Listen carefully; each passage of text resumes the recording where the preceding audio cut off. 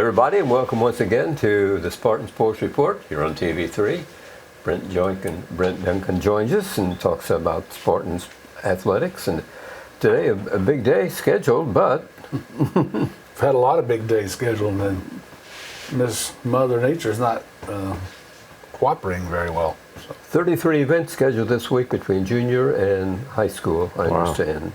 So that's might be. Oh, that you never took time to count them. No, I haven't. That might be depressing, but it's a busy day. Yeah, busy it week. is 33 between the two schools, and how many kids are taking part in the athletics? Lots of them.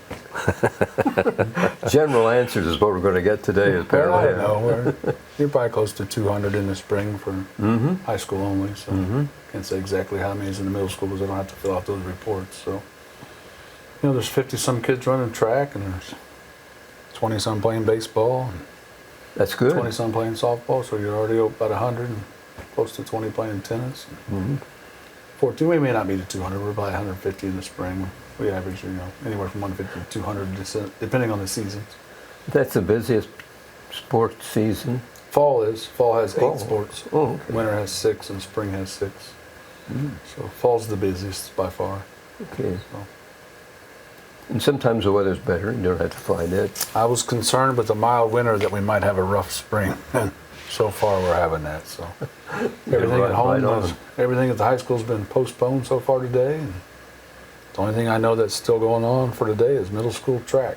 So, and they were in debate about canceling that about 15 minutes ago. So I don't know if that happened or not. So those kids normally run in the rain, but once lightning happens. Yeah, once lightning starts, then it's going to at least be a 30-minute wait and a 30-minute delay. So it doesn't happen after that, but depends on how fast the wind's blowing and how much the rain's been pushing sideways. Sam, you know any weather people you could talk to?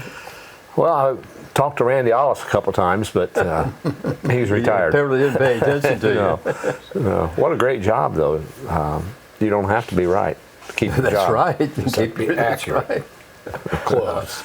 Just for fun, let's look at the schedule for this week. And on Monday, the golf game, golf home with East Central. There was to be a softball team going to Rushville. The baseball team was home with Franklin County. The JV baseball at Franklin County.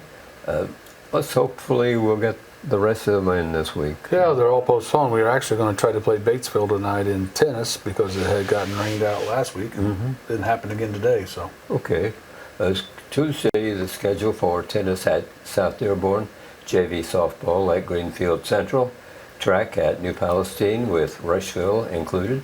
On Wednesday the tennis will be home with Oldenburg, the JV baseball home with Centerville, and the softball home with Mount Vernon. On Thursday, track at Centerville includes Union County in that meet. Baseball at Franklin County, softball at Richmond, JV softball home with Shelbyville, JV baseball home with Franklin County.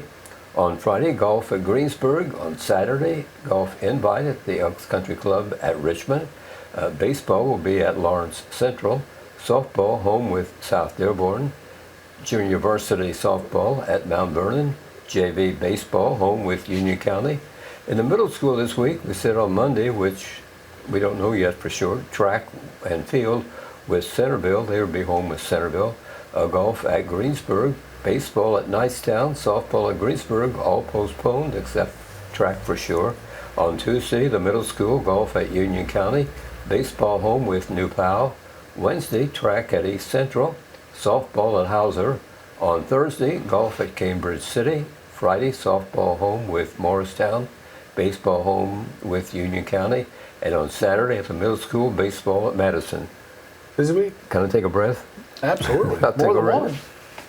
So how do you, if you can't make these up, do you prioritize conference to try to get that made up? Or Yeah, Brian and I at Batesville are trying to figure out where we're going to put our girls tennis match. Tentatively, I know Friday's Good Friday, but we're looking at Good Friday because neither one of us are in school. If we can play a little earlier in the day, and maybe that'll help a little alleviate some of the stress on the schedule as you go down the thing. But he's not sure he can, and we're not sure our girls don't have commitments already, being that it's Good Friday. So they very well may. we're just trying. There's not a lot of dates, and we're running out of time. We're halfway through basically halfway through April almost, and after this week, and tennis sectional starts right in the middle of May. So we're short on times, and we've got a lot of meets to get in yet. But if we have to, we'll get rid of one of the non-conference teams' dates and see if they can move to a different date to find a game to pick up Batesville to make sure we get them all in before the conference tournament in about 3 weeks. So you had an opening day and a senior day all in one. Is that correct? In track? In track. We did, because we were actually going to host a meet tomorrow night, but New Pal didn't have a home meet, so they asked us if all we could come to them. So all their meets are rotated out this year. That's the same with us, with our three-ways and so forth are all on the road, except for that one now. So hopefully, in a couple of years we'll have more at home, but it's just the way track is when you have multiple teams and you start rotating them out. And happened to be the first meet and the last meet until the sectional in May. So at home anyway. So there's lots in the middle, but you're just going to have to travel this year. So. Is there any date you have to have all those sports finished by, or is it Just by the time the sectional starts. Okay. So Okay. first one will be tennis, and that's in May, and the last one's golf, and that's not till June. So golf's the last one to take off. So What do athletic directors do when there's no sports? there's always sports. Well, I just It's either wondered. paperwork and contract signing and rescheduling, and working on trying to get out of one football contract and picking up another football team so we don't have to travel as far. All those kind of things Yes, keep you busy. they do. So making sure your schedules and your contracts and your officials are all hired. I think fall's all set to go. Winter's just about done for next year, and we'll start working on spring. So finalized our new basketball invite for next year just last week, so excited about that. And You want to talk about that? I can tell you who's coming. Okay. On the girls' side, just like we did last year, those 8 games in one day, we're at Winchester and Madison wanted to return, so they're coming back. And then Lawrence North girls are coming. And then for most of us, we dropped Lawrence North in the boys' basketball and picked up North Davies. Which, if you know anything about North Davies, they just won the 1A state Right. tournament, and they're all coming back next year. But for the boys' invite, since Lawrence North is not playing us in regular season, they went up, they come to our invite. So the Lawrence North boys are coming, and That's good. Rock Creek Academy, which is a small single-A school in southern Indiana that has a 7-footer and a 6'7" kid and 2 guards coming back, and Fort Wayne Concordia is coming down. So What are the dates? that's December 27th. And then 2 the days after Christmas. And then the 29th and the 30th are the classic. So So busy you week. work 29th ahead and a little 30th. bit. Of December. Classic of, Wrestling. oh, the wrestling. Spartan Yes, wrestling yes, yes. Yes, I knew that. Sorry. How are sports doing right now? The track team has. Well, they won the first meet they were I in. was going to say a victory. Do they have very many? Many meets? Mm-hmm. Yeah, quite a few. Probably 12. So we're just spaced out in our invites, and I think we were looking at today about 2 or 3 meets a week till the end of the season. So Yes. and the sectionals is 15th and 17th maybe, or 17th and 19th, somewhere in there in May. So I just don't remember which date is which. Are the kids doing okay? I think so. Girls beat Centerville 69-60, and the boys won 100-30. So That's good. just don't have a lot of depth, so we could use some more runners in the future. But hopefully that'll continue to grow, and I think that's just a trend around the country, just numbers anywhere. That's a story in all sports, isn't it? Numbers. Yeah, I don't think it's unique to us. So you go around and look at the places, and we've been trying to have a girls freshman basketball team for 4 or 5 years, and Richmond hasn't had one for a decade, and Rushville probably hasn't had one for a decade. So a lot of them are just short on numbers. So Yes. we're trying to hold on as long as we can to give more kids opportunities, but it's just getting harder and harder to maintain those. And as a teams. result, you usually can't have a freshman team. For the girls, we did not have one. We started with one, and we had some injuries on the JV, and Tommy took a couple up. We didn't have enough to finish out the freshman season, so they all went to the JV after that point. So, What's the outlook on the middle school? Some of the kids are advancing to high school. well, I don't know. It's hard to say, and that's one of those double-edged swords because everybody talks about how good they were in middle school or how Sure. good they were on the travel team before they got to middle school, and then all of a sudden you realize you're playing against 14s that's got 18-year-olds standing on. That's a little bit different when you're 14. So. You think of all the kids that's played through the years, and some of those that are your stars in the middle school fade out before they're sophomores because they've grown earlier and they've Sure. matured earlier. And Sure. then all of a sudden that little scrawny kid or girl or boy is blossomed and they've passed you because they've either worked harder or they've grown, hit the growth spurt later. So it's really hard to say. And sometimes our schedule at the middle school is not as tough as it needs to be to prepare our kids. And those are some things we've been talking about with our new assistant AD and some of the coaches have actually called this and said, hey, we need to pick up and toughen our schedule just a tad, which is a good change of pace to hear because it's been tough. You take your football, you should play all your conference schools, and basketball should be playing every conference school and anybody you might see in the sectional. And no offense to anybody who play, but sometimes we don't need to play a small private school that's not going to be in a very big school. And so it's hard to say who's the stars that are coming. Who wants to put the most time in and who wants to dedicate themselves. And I hope they're just dedicating themselves to more than one sport. Our problem right now is we have people who just want to be a one sport person, and that hurts our other sports. There's most people who are pro athletes are multi-sport athletes all the way through high school. I know you pointed that out in the coaches. No, I don't think anybody knows that or believes that, but it's really true. And if you talk to coaches and you talk to college coaches, they want well-rounded athletes unless you're just that one anomaly that's floating around out there that's just that good to be that one They'll sport pick person. where you're best suited. Yeah, your favorite sport may not always be your best sport. Sure. But kids fall in love with certain things and then they kind of shortchange themselves to broaden their horizons and increase their athleticism. And I think if you repeatedly do the same sport over and over again, you don't increase your chances to be a good athlete because you're just doing the same motions. You're not giving your body a chance to recover and develop other parts of it because you're always doing the same thing every time. At the middle school, you try to have the white team and the red team, so that's actually 4 teams, isn't it? Yeah, we have in basketball. This year we didn't in the girls. We didn't have enough girls try out for so we just had one larger team for the 7th and 8th grade, one for 7th and one for 8th, and then in the boys so far we've been able to fill the white and the red. Of course, if you look at the freshmen anymore, they don't have B teams. So either now you have a freshman or a C team where you might have some sophomores that stay and play with them. So, and that's the trend seems to be everywhere. So, but I think sometimes travel teams at a younger age start weeding kids out earlier. Like, well, I didn't make it when I'm 8. Why is my point of coming back out when I'm 9? Or I'm not playing because I'm just sitting on the bench. And that's the things we talk about with coaches. Those younger level kids, they all need to get into the game. It's not always about winning at the middle school. It's about developing kids and giving kids opportunities to play. And I use Todd Barrett a lot, and I shouldn't put his name on there, but Todd's a patent lawyer now. And he was a 7th grade white player and an 8th grade white and a freshman B and a JV player and a JV player. And the time he got to be a senior, he's starting point guard and the only senior left in that class that even played. So where'd the rest of those kids go? That's what people don't realize when they talk about just developing 6 or 7 kids. Todd's a great kid and has had a very successful life and career. But if you start cutting kids that early and you pencil them in and you start weeding them out, those kids don't come around.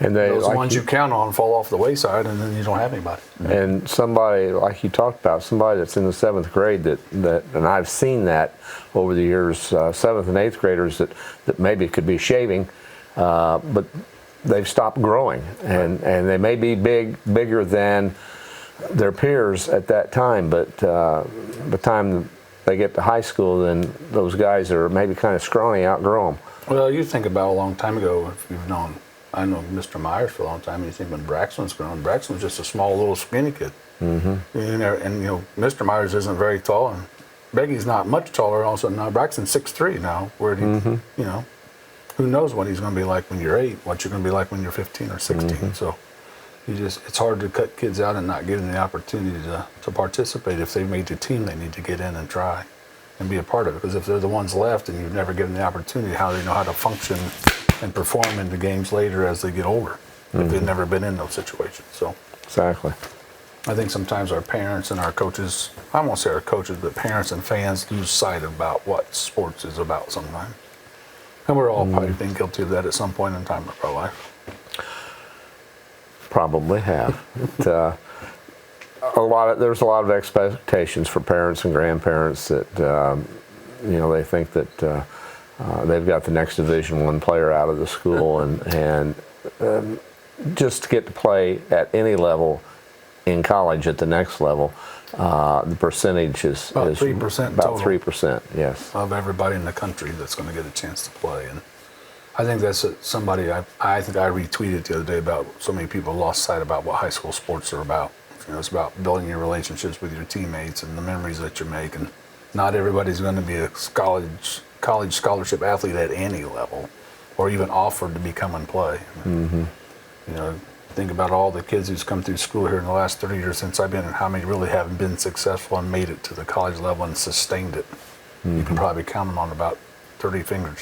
Would be my guess. Maybe one a year if we're lucky. Right. Right. So, not that they don't try, it's just things don't work out. Life changes, your thoughts change, and maybe I just wanted to go be a student. I used myself. I had a chance to run college track, and I chose just to be a student. Just tired of running. And I guess you turned out all right. Huh? Well, some think yes, and some think no. But my mom thinks I'm great, and so that's all that matters. So That's right. but you know, you all have those things that you have an opportunity to do, and you know, sometimes wishing I would stayed and ran at Ball State would have been the right thing, but I just chose to go to Ball State and be a student, and decided not to run. So. But you've been involved in athletics Well, really your since I've entire been life, about 5 or 6, I think. Yeah. So one way or the other. myself and my 2 sisters are the same. And my dad played in junior college and basketball in junior college, and so didn't last all 2 years, but he started there. So, and then life got in the way. So, but What was the first school you attended? my first school, which like when I was in elementary school. So I don't remember the name of it, but it was a small grade school in Marion, Indiana. In where? Marion. And that's That's where I started at. and where's that at? Kindergarten and first grade. Marion, Indiana, you know, Marion Giants, the high school. Oh, okay. I started in Marion, Indiana. Then I grew up outside of Swayze, Indiana. Went to Madison Grant all my life. Between Fairmount and between Anderson and Marion. So you've Then Ball State. been in this area for a while. 32 years, 33 years. Okay. So started at Tell City High School, to Knox High School, to Eastern and Yorktown, and then to here. When you were in college, what was the toughest kid you played against? You remember? Well, I didn't play in college, so I've had a few knockdown dragouts with some football guys from Ball State in pickup games.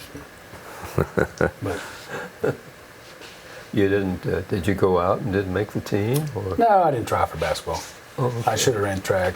I was a intramural guy, ultimate frisbee fan. So played a lot of ultimate frisbee in college. So it's a great sport. A lot of running in that sport, though. When you came to Connersville, you were a coach. Yeah, I've coached football and basketball and baseball and track and field and cross country. Not all here, but that's what I've coached through the times I've been in there. Okay. And you were a coach and then athletic director? So far, teacher. That's the first thing. Okay, yeah, teaching. So Subject? math. Can also teach PE, but I've never taught PE because once they know you can teach math, and you just get stuck in a math class. So, which is all right. Numbers, as I tell people, numbers are your friend. Does teaching math help you coach? Well, I don't know.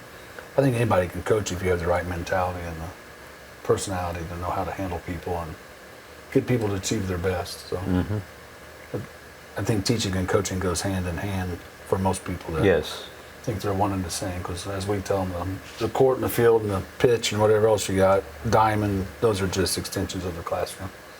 So you really don't leave school at 2:30. You just do your next class, which has to be athletics. So Did you counsel kids? Remember? I think you counsel them all the time, whether you're teaching or coaching or, Okay. you know. I got a few that come in my office and visit me every week that I just run checkups on to make sure that's they're doing good. the right thing. So somebody they can touch base with and somebody they're comfortable to talk to if they got a problem. So.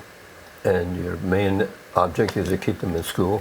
Well, I think that's the goal, you know, and if it's band or if it's choir, if it's drama, whatever that hook is that keeps them coming, makes them get up out of bed every day to come to work or school or Sure. whatever it is, that's the goal. The goal is to get them a diploma and get them a trade or a degree and move them on to the next level where they can be successful out in life. So, That's your object as a teacher, to make them successful.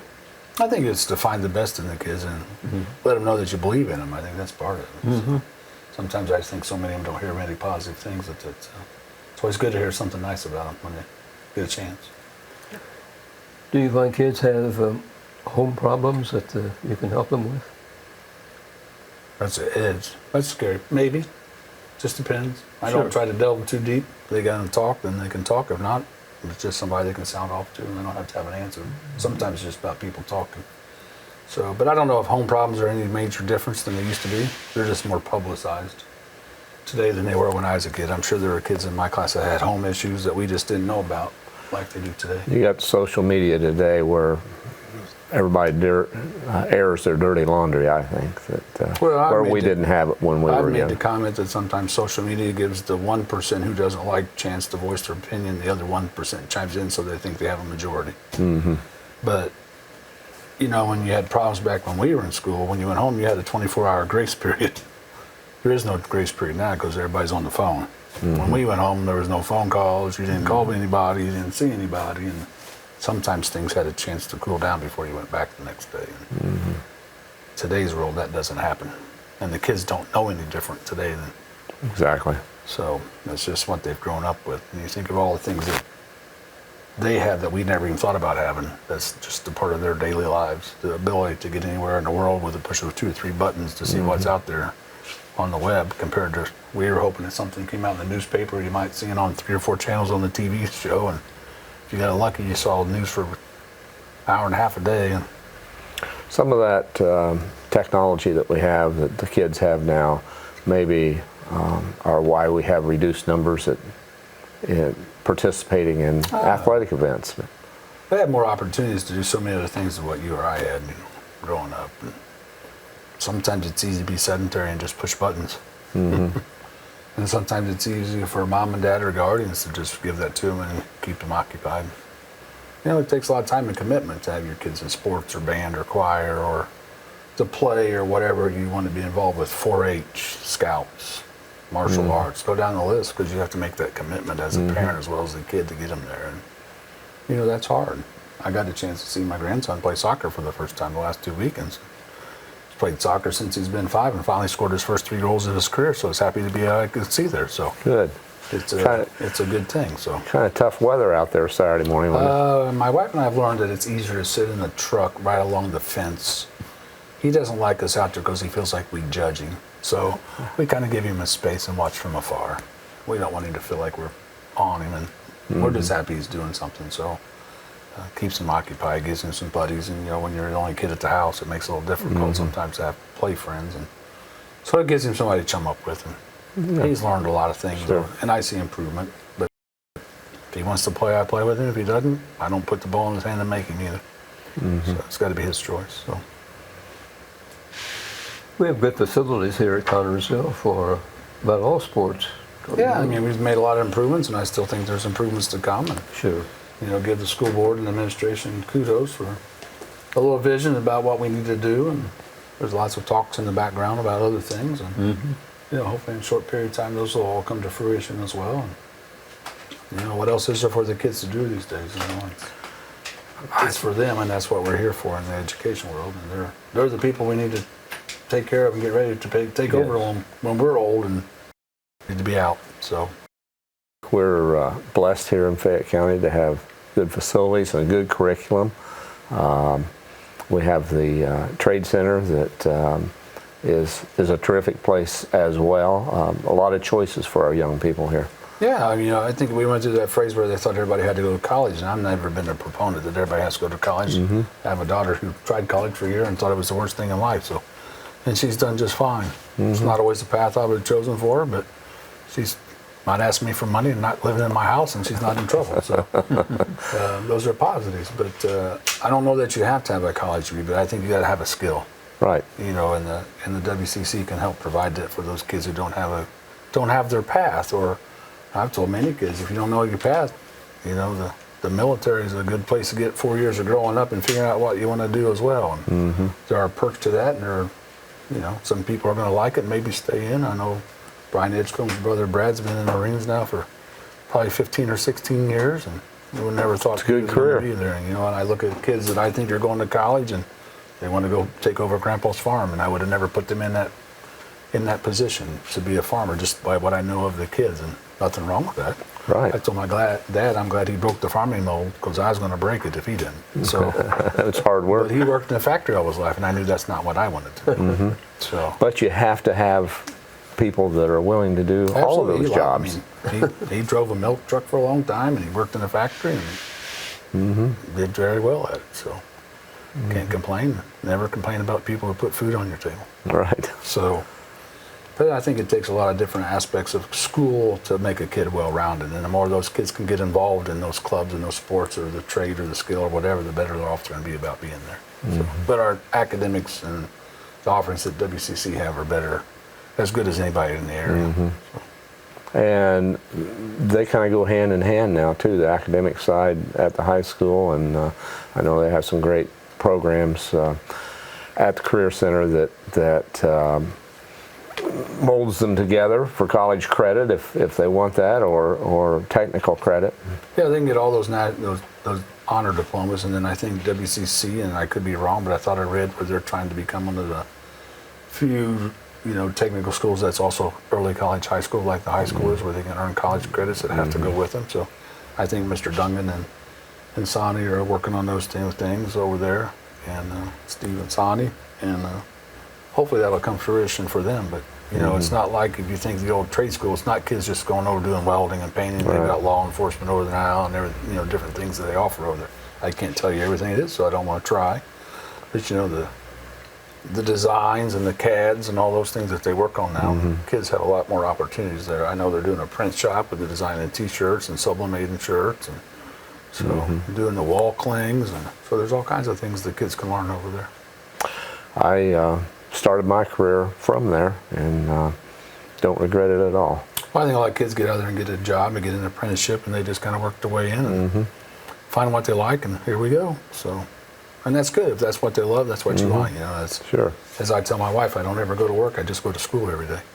So when it becomes work, then it's time to get out. So, but I think if you enjoy what you're doing, then it's a lot easier to get yourself there. And that's a good point. When it becomes work, it's time to get out. But Fran and I haven't gotten out of broadcasting and being around the kids. We love that. And so at our age, it's still not work. No, and I think if you find something you're passionate about, that's what's going to stick with you. And, you always get those little, every now and then, people come back and see you and then say, hey, I'm coming in town. I'll be at the ball game. Make sure I'll come and see you while I'm there. And, so those are the connections that you make while you're coaching and teaching that you can't replace. Exactly. So. Yeah, you're very fortunate if you get to do something that you enjoy. And are the new lights up at Spartan Field? I just got an email today. They're being delivered 2 weeks from today. So end of the month they'll be in, and then once the weather breaks, or the weather's put them behind like everybody else. Sure. So once they get a chance to get here, they should be up and ready before next fall for the football lights. And we'll Be ready to go. let's hope. Got to work on the speaker. Got one speaker that went bad. John took it and tried to fix it, but I'm not sure we can get it fixed. So we'll get that taken care of too.